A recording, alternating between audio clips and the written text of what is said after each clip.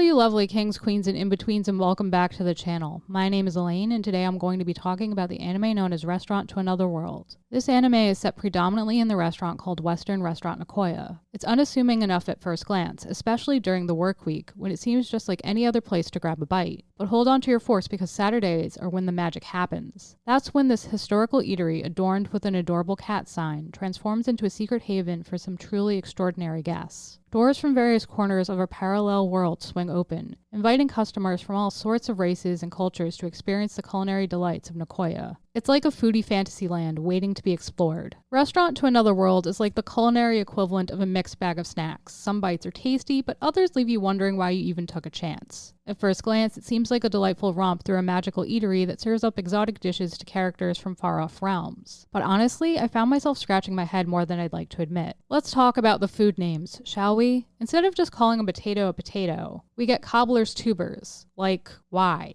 What can be better than the Irish staple we all know we can boil, mash, and stick in a stew? It's hard to get excited for a dish when its ingredients sound like something out of a fantasy thesaurus. It feels like we're being kept at arm's length from the actual joy of food, which is supposed to be universal. And don't get me started on Konzers. Speaking of food, you'd think a show centered around a restaurant would delve into the magic of cooking, right? But instead we get these blink and you'll miss it moments where food is prepared, and I can't help but feel robbed. Why aren't we spending more time watching the magic unfold in the kitchen? There's something truly enchanting about seeing a dish come to life, and yet here we are, with characters marveling over basic comfort foods, like steamed potatoes with butter, as if they've never seen anything so groundbreaking. It's hard not to roll my eyes at their excitement over something that's as plain as a slice of white bread, as original as a copy of a copy. Then there's the whole mystery surrounding those magical doors. Where do they come from? Why do they only appear every 7 days? And why is it always just these random characters from another world? What about folks from our world? Are they not curious enough to stumble in for a bite? The show gives us no answers, leaving viewers in the lurch, as if we're supposed to just accept the whims of this universe without question. It's baffling that we never see any visitors from our world during the week, even though the show's description teases this tantalizing possibility. You'd think there'd be at least one curious foodie ready to try something new, or an unsuspecting passerby who accidentally discovers this hidden gem. Instead, we're left with the impression that the restaurant exists in a bubble, separate from the bustling world outside. This lack of representation feels like a missed opportunity to explore how this magical establishment could intersect with the everyday lives of people from our world. Imagine the comedic scenarios that could unfold with a regular human encountering these fantastical doors. The potential for hilarity and wonder is practically leaping out of the TV screen, yet it remains untouched, leaving a sour taste in the viewer's mouth. Instead of expanding on this intriguing premise, the show seems to favor its parade of fantasy characters who pop in every Saturday, which feels limiting. By ignoring the possibility of visitors from our world, it misses out on a rich narrative thread that could have added depth and humor. We're left questioning the logistics of it all. What's the point of having a restaurant that serves both worlds if we never get to see those connections? It's like serving a multi-course meal but skipping the appetizer, leaving us hungry for more. All in all, Restaurant to Another World had the potential for a magical dining experience, but it left me feeling like I was missing out on something truly delicious. The concept is charming, but the execution feels a bit scattered, like a dish that didn't quite come together. I wanted to dig into rich narratives and the culinary artistry that could have made this show shine, but instead I'm left with a plate full of unfulfilled promises, and I simply cannot recommend it to all you lovely kings, queens, and in-betweens. And there you have it, my review of Restaurant to Another World. What did you think of my review? Did I leave anything out? What did you think of the show if you've watched it? Do you want to try any of the food that was featured? What's your favorite item on the menu? Let me know down below in the comments. I always like to know what you lovely kings, queens, and in-betweens think. And if you like what you saw here today, please smash that like button until it's blue, subscribe, ring that bell so you'll always know what's up, and I'll catch you all in the next one. Bye guys!